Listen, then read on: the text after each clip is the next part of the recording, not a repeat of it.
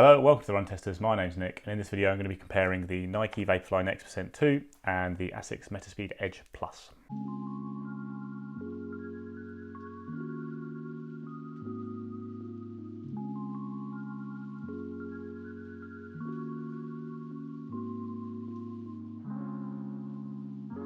So the Nike Vaporfly NEXT 2 and the Asics Metaspeed Edge Plus are both carbon plate super shoes, but there's another reason that I think it's worth comparing them. It's often suggested essentially that these are the kind of matching shoes in Asics and Nike's range, with the Alphafly and then the Metaspeed Sky matching up as the alternative carbon shoe option. So these shoes both have the same drop and they're kind of scooped plate, and they both kind of facilitate high turnover with more of a snappy ride than some of the super shoes out there like the Alphafly or Metaspeed Sky, which are a bit more bouncy. So there are lots of similarities between the shoes, which include the drop. They both have an 8mm drop, and they both have a stack height that nudges up towards that World Athletics limit, even if Nike never lists it officially on the website. In terms of the price, the Asics Metaspeed Edge Plus is £225 in the UK or $250 in the US, whereas the Vaporfly is £210 in the UK or $225 in the US. That's for some colourways. Other colourways cost exactly the same as the Asics, and then there's lots going on with sales and that as well. But yeah, that's the kind of cheapest you can get the Vaporfly at RRP. The Vaporfly is the lighter shoe. It weighs 207 grams or 7.3 ounces in my UK size 9, whereas Metaspeed Edge Plus is 215 grams or 7.5 ounces. So we'll have a quick whip through the design of the two shoes. The Asics has a motion wrap mesh upper with a little bit of cushioning around the heel and then nothing on the tongue at all really to keep it lightweight. You've got the nylon based FF Blast Turbo foam in the midsole, and then a carbon plate that runs through it that kind of scoops down the front of the shoe. It sits a bit deeper in the foam than the plate on the Metaspeed Sky Plus. Then the outsole has got good forefoot coverage of rubber, and then just two strips of rubber at the back, which don't extend quite far enough back, so you will get a little bit of damage at the back there if you are a heel striker. Nike uses a kind of breathable engineered mesh upper, which has got kind of reinforced section at the front on the toes there to kind of lift it off the toes. Got a little strip of cushioning at the back there that sits in the shoe, but it's not like a generally cushioned back there, and then tiny bit on the tongue, but not really. And you've got these kind of classic offset laces on the Nike there. Then the midsole is the Peba-based Zoom X foam that everyone knows and loves, with a full-length carbon plate running through it, again with that kind of scooping shape. And the outsole, you've got a similar kind of pattern to the Asics with the forefoot coverage and two strips at the back, but they crucially stretch that little bit further back on the Nike, which limits the amount of damage you can do by heel striking in the shoe. So on the fit, the Metaspeed Edge Plus has a very nice fit. It's completely true to size for me. I've had no problems at all with any kind of movement in the shoe. Great lockdown around the midfoot and heel, and kind of basically the perfect amount of room in the toes. Whereas the Vaporfly is great in terms of length. I've got a perfect fit, true to size there, but the heel is a little bit kind of looser and can rub a little bit. I've actually heel locked this shoe after the first runs in it, where I did get a little bit of heel rubbing, but fit hasn't been a problem at all in my normal size. Once I've done that, you just have to be a bit more aware and try and make sure you don't get any rubbing from the design at the back there with that little thin strip of cushioning. So I've done lots of running in the Vaporfly over the years, and probably don't need me to go on about it again and sell you on the shoe again, but it's a fantastic racing shoe. It's really got that perfect kind of Goldilocks ride where it's soft and comfortable, and you sink in and get that lovely bounce, but it's firm enough and directed with that plate, so you're not getting lost in the foam. You're getting good almost ground feel as you power through your races and hard sessions. I've got my 5k PB in this shoe of 15:30. I've actually had PBs at every distance in the Vaporfly in the past, and I don't think there's any kind of race or fast running I wouldn't be happy doing in the Vaporfly, assuming you're on the road, because you are going to rip it up if you go on the trails a little bit. But yeah, general, it's more or less the perfect modern day racing shoe, whereas the Edge Plus is a newer shoe to me. I've done a 75k in this shoe. I didn't use the previous version of it, and I've kind of enjoyed running in it. I've done an all-out park run in it, running like 16, 17, although that was the second half of a session, so I had a little bit in my legs from the kind of a hard 4k before I started the park run. But yeah, I was pleased with the way it feels on the run. It's designed to kind of encourage that flowing, high cadence style where you take a lot of steps and take more steps as you get faster, which is exactly how I run. I'm a cadence style runner,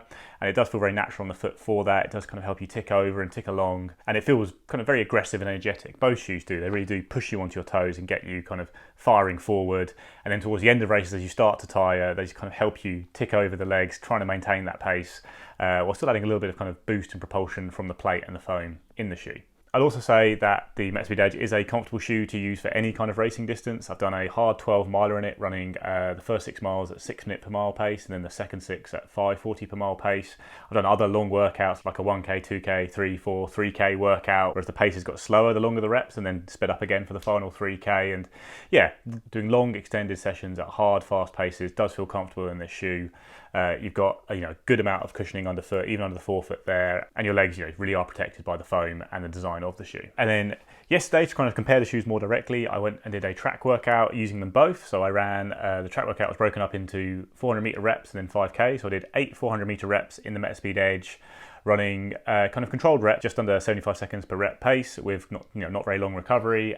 And then I did the 5K at 320 per K pace in the Vaporfly. And both great shoes, like running in both of them, but the difference is quite apparent when you do swap between them during a session. Whereas Metaspeed Edge is a bit firmer, it's got slightly more stability at the heel, I would say, and it's got a good flowing ride. But I think the Vaporfly is a little bit softer, and you get more propulsion and kind of more of an explosive feeling from the shoe. Like you sink a bit more into the foam and get a bit more back as you're running in it. And I also think the transition just feels a bit more smooth and natural in the Vaporfly. You've got a bit more snap going on with the Metaspeed Edge. It is still a very natural feeling transition for me as this high cadence runner, but just feels a little bit better in the Vaporfly. So after the session, I actually did the cool down wearing both shoes, and I ran, I think I was on like 2.5K in both of them, and yeah, they are both. They do feel quite similar underfoot, but this does feel like a kind of firmer, slightly duller version of the Vaporfly in a way. Like you do get a bit more stability, which I think will appeal to some people. The Vaporfly can feel quite narrow at times at the back, but the stability you're gaining here is the foam's a bit firmer, whereas you are getting that squish and response and propulsion from the Vaporfly that I think does make it a more impressive shoe,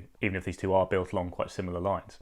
Other thing to note is that after doing lots and lots of running in the shoes, you are going to get more heel wear and tear on the Metaspeed Edge. It's actually my left side where I get this mostly, and this is the right shoe, and it's you can see there's a little bit of wear there, but on my left foot I've got quite significant wear just because these rubber strips just don't extend far enough back, and you do get a little bit more coverage on the Vaporfly. And I've used the Vaporfly 2 for lots of running, probably something like 150k, and you just don't see similar wear. I might see a tiny bit of flaking just at the back of the rubber there, but nothing like what you get on the Asics quite early. So if you are a heel striker, there is going to be a durability question on the Asics because of the way they've designed that outsole.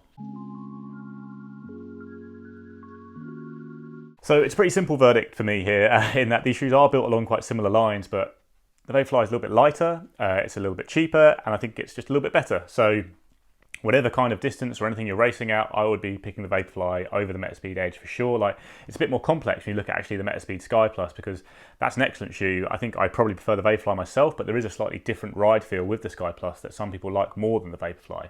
Whereas the Edge Plus really does kind of go up head to head with the Vaporfly 2 and just comes off a little bit worse in a lot of categories, except maybe stability. But even then, this isn't the most stable shoe in the world. So yeah, I think this is one of the simpler verdicts for me in this case, especially if you can get the Vaporfly in a deal or you already have the Vaporfly. I wouldn't be rushing out to get the Metaspeed Edge. I think it's more interesting probably to try the Metaspeed Sky Plus just because it is that slightly different feeling and it might be something that you end up preferring, whereas these two shoes are quite similar, but the Vaporfly is simply a little bit better.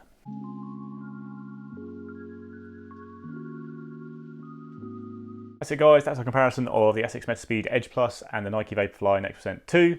Let us know what you think in the comments below. Please like, subscribe, ring the little bell, and we'll see you next time on the channel.